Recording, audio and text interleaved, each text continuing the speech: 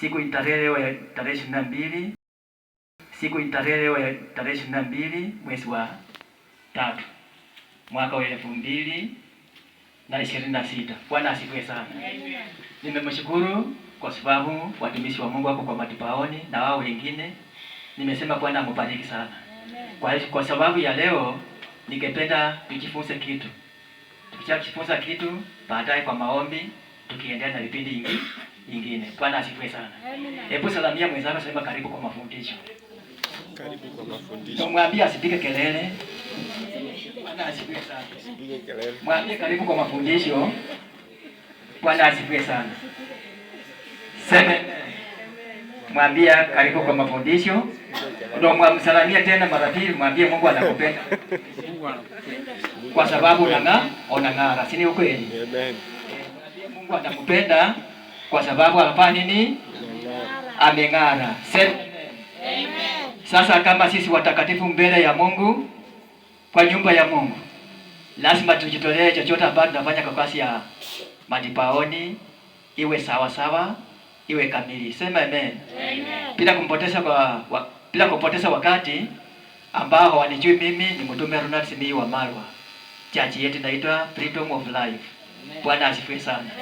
Na tunapenda wageni, tunapenda watu wote.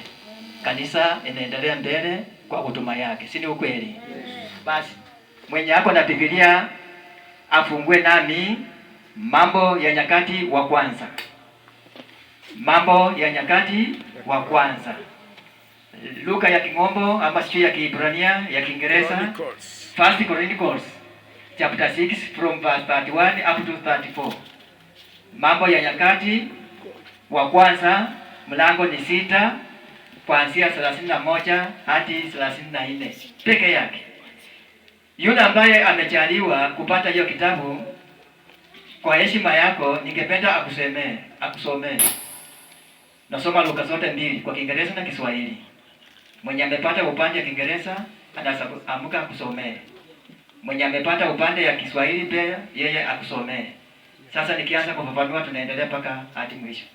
Bwana asifiwe sana. Nani yako tayari?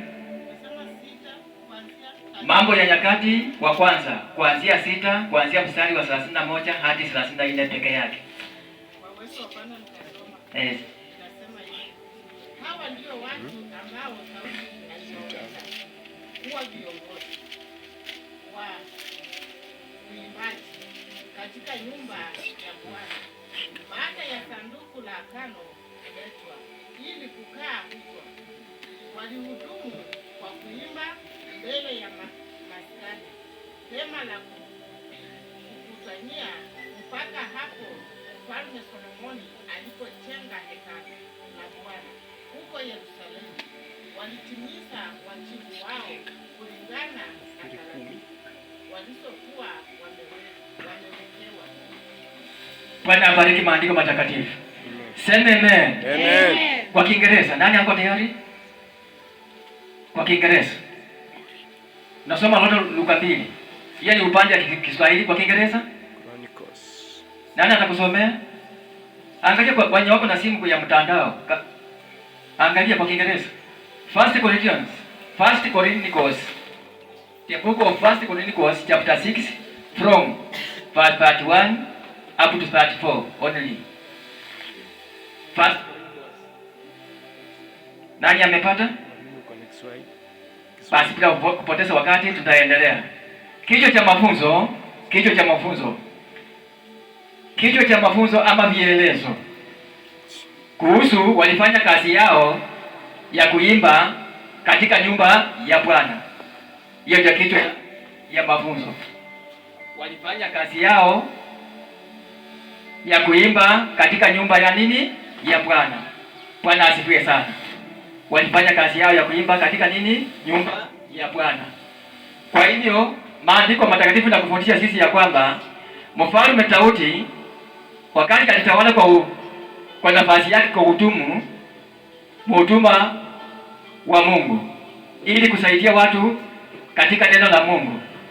Hakuwa peke yake, aliona ni vyema ndio wakati mwingine anahudumu kazi yake ya Mungu, lakini anaona ya kwamba watu ambao aliweka kwa kanisa yake ama kwa tendi yake. Bwana asifiwe sana. Zamani ilikuwa tendi. Bwana asifiwe sana. Ikakuwa hema. Hema ndiyo ilitangulia ikakuwa tendi. Sasa tendi kwa siku hizi ni makanisa. Sema amen. Amen. Ni makanisa. Enzi ya Musa ilikuwa tu mambo ya tendi, hema, kuendelea hivyo. Sasa wakati iliendelea mpaka tukafika wakati tuko pataya kuita tendi ama hema, siku hizi tunaita nini? Makanisa. Bwana asifiwe sana. Amen. Kwa hivyo Daudi aliona ya kwamba kwa nyumba ya Mungu chochote ambacho kinafanyika wakileta ilikuwa sanduku la Bwana. Yaani sanduku la Bwana na maanisha ya kwamba ni ile ambayo waliandika mamlaka yake. Bwana asifiwe sana. Yaani amri 10 ziliwekwa sanduku ya nini? Ya Bwana. Sasa inapoletwa mahali penye wanawaputia Mungu, lazima ikarabishwe, ifurahishwe. Na si inafurahishwa kwa mdomo, nyimbo za kumsifu Mungu. Bwana asifiwe sana. Na kati hiyo wakati ya kumsifu Mungu, kuna wale ambao Daudi mwenyewe alichagua. Bwana asifiwe sana. Wa kumsifu Mungu, wakifurahia, ili sanduku la Bwana liwe mahali pazuri ambao imewekwa. Ambao imefanya nini? Imewekwa. Bwana asifiwe sana. Sema amen. Ni kama kwa poma yetu kitu hizi. Ni kama kwa poma yetu kwa njia nyingine. Kwa mfano, msichana ameleta mali. So unaona wamama na wapapa wanafurahia. Kwa nini? Wameona mali inaingia kwa poma. Ama si hivyo kwa Kristo? Na kupatia kwa mfano. Sasa hawa wakati Daudi alikuwa kwa mfalme, aliona kwamba sanduku la Bwana imekuja, hawezi nyamaza hivyo. Lazima walikaribisha shangwe na vikelekele na kuimba wimbo ya nini? Ya kumsifu Mungu. Bwana asifiwe sana. Ya kumsifu nani? Mungu. Kwa sababu itakuwa ni furaha. Chochote ambayo kinafanyika kwa nyumba ya Mungu, lazima tufanye nini? Tufurahie. Kumaanisha kwamba tumekaribishwa. Tumekaribisha nani? Ndani ya mioyo. Hiyo kitu ambacho tunaona mbele ya kanisa ikifanyika matipaoni itakuwa ya kudumu. Itakuwa ya kufanya nini? Ya kudumu. Na ikiwa ya kudumu itasimama juu ya mioyo yetu. Bwana asifiwe sana. Hiyo sanduku la Bwana mpaka wa leo wana wa Israeli wanaamini. Kwa sababu inabeba amri 10 ya nini? Ya Mwenyezi Mungu. Bwana asifiwe sana. Si ya kuchezea ovyo ovyo. Ukiangalia huko nyuma nimeanzia katikati nimechukua tu main point. Sehemu ya muhimu peke yake. Lakini ukiangalia tu vizuri kwa upana, kwa urefu. Hii sanduku la Bwana ilikuwa Wafilisti wamenyang'anya wana wa Israeli. Mnipate vizuri? Sasa nimekichukua tu nirudi kwa upana kidogo. Ilikuwa wana wa Israeli walipigana na Wafilisti wakanyang'anywa. Sema amen. Amen. Sema amen. Amen. Wakafanya nini? Wakanyang'anywa. Sasa vita vitakatifu. Sema amen. Amen. Sema amen. Tuko pamoja. Sasa ndani ya hao watu wa Israeli kuna wale ambao Daudi aliweka. Bwana asifiwe sana. Daudi afanya nini? Aliweka baada sanduku kustarehe. Sasa ilibaki tu kanisa kujengwa. Bwana asifiwe sana. Kama sisi tunasema freedom of life. Mungu akakujalia tuko kwa maono yetu. Tukijenga kanisa, hatutaki kanisa ya watu wa 1000. Maono yetu si ya kujenga kwa watu ati wakikaa chini ni 1000, saiti ya 1000. Yaani kwa nyingine inaitwa mega church. Sema amen. Amen. Sasa wakati huo tukijenga kanisa yetu, lazima tujue ya kwamba tutafanya nini? Kanisa imeisha. Tufanye ukaribisho nini? Kanisa. Sema amen.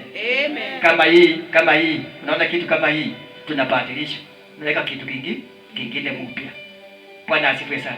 Jinsi vile wana wa Israeli walikuwa wanafanya. Bwana asifiwe sana. Hii chombo yetu tunasimamia jina la kanisa, si ukweli? Ni ndani yake na mambo mengine. Hiyo tutakuja kufafanua baadaye. Bwana asifiwe sana. Sasa Daudi walipoweka hawa wa kufanya kazi kwa nyumba ya Bwana, alafu huko Yerusalemu ndio kanisa ikafanya nini? Ikajengwa. Bwana asifiwe sana. Hebu tuangalie kina nani waliweka kwa kanisa ya Mungu wakimsifu baada ya sanduku la Bwana likirejeshwa. Hebu nisomee basi 33. Mstari wa 33 nasema nini? Hiyo tu peke yake. Nani ako tayari ya kusomea? Tunataka tujue kina nani walihusika hiyo maneno. Mambo ya Nyakati mlango ni 6 mstari wa 33 peke yake nasema nini? Wafuatanao ni watu waliohudumu pamoja na wana wao. Bwana asifiwe sana. Maandiko matakatifu nasema ya kwamba kuna wale ambao walihusika kuhudumu upande wa uimbaji, mzazi na mwana wake. Bwana asifiwe sana. Kama sisi wazazi, hakikisha ya kwamba mtoto wako akicho kanisani au sisi na kazi ya kanisa itaandikwa. Sema itafanya nini? Itaandikwa. Nikishaandikwa itakuwa kumbukumbu ya kufanya nini? Ya kupea wengine lesson ama mafunzo ya kufunza fulani alikuwa fulani alikuwa hivi. Bwana asifiwe sana. Hata kama sisi watumishi wa Mungu na wazazi ambao tunashiriki kanisa ya Freedom of Life, tuhakikishe watoto wetu wakija hapa wafanye jambo lolote ya kuhusisha kwa kazi ya kanisa. Bwana asifiwe sana. Sasa unaona hao wenye walihusisha kwa kazi ya kanisa kama wafuatao. Kahati Heman ndio alikuwa mwimbaji. Bwana asifiwe sana. Na mwana wa Yoeli. Bwana asifiwe sana. Ama kupiga kinata. Bwana asifiwe sana. Na mwingine anaitwa Eliu, mwana wa Samueli. Bwana asifiwe sana. Naye alikuwa mwana wa To. Sememe. Hawa ambao ndio Daudi aliweka maskani baada ya kanisa sanduku la Mungu likifika kanisani. Bwana asifiwe sana. Walisifu Mungu wakienda kusifu Mungu. Bwana asifiwe sana. Alafu nyumaye kanisa ikajengwa nini? Jerusalem. Kanisa ikafanya nini? Ikajengwa kwa Jerusalem. Bwana asifiwe sana. Mmenipata watumishi wa Mungu. Sasa ndio naonanga kwa yetu ya Freedom of Life. Kuna wakati mwingine mliimba ikakusa mkeni na hata mimi nilikusa. Patani nilale na ingawa mimi si mwimbaji sana. Nilikuwa naimba hiyo wimbo tu. Kuimba wimbo mpaka asubuhi. Hata karibu nichelewe kazi. Kama ilikuwa oni ya kari moja ikifika oni, kasema ikifika oni saa 11:30 nikaenda mbio. Hata sikujipangusa uso. Sema amen. Mambo ya Mungu ikikuchia kwa ndoto, furahia kwa sababu inakujenga. Sema amen. Sema amen.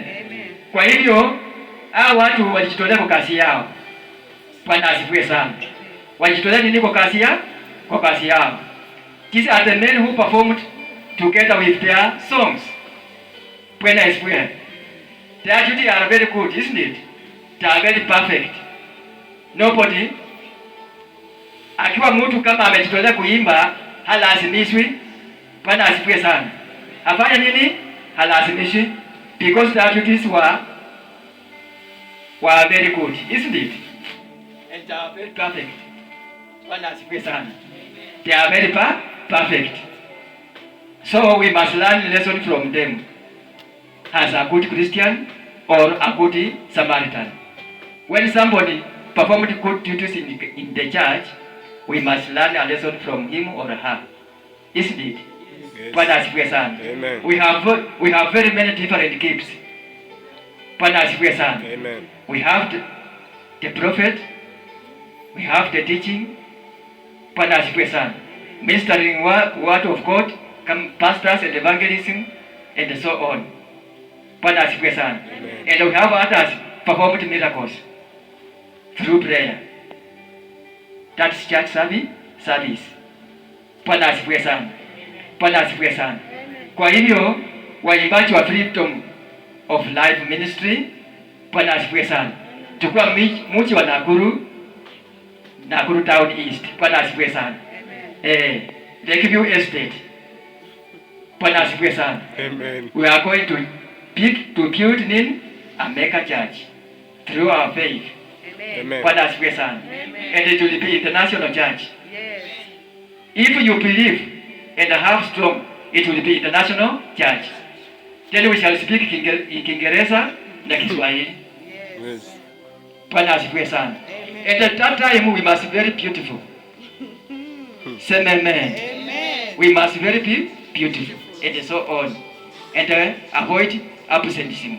Yes. Avoid absenteeism in church. Yes. If you have a problem, let your leaders know. Bwana asifiwe sana. Kwa na shida lazima kiongozi wako ajue. Ndio tuko pamoja. Kama ni shule ukikosa bila kuambia class teacher atakuchapa kiboko. Lakini kanisa watu wanakosa tu kiholela tu. Na Mungu hawezi kukubariki. Kwa sababu church inakutegemea wewe as a member. Bwana asifiwe sana. Ndio upake linapoajiriwa kila mtu anapokea sehemu yake. Si ni ukweli? Kwa hivyo fursa hii ningependa tuamuke, tuombe, kila mtu ajiombe. Bwana asifiwe sana. Ombea watoto wako, ombea kwa yetu. Kutoka pale na handover. Walifanya kazi ya kuimba kanisani kwa nyumba ya Bwana. Sasa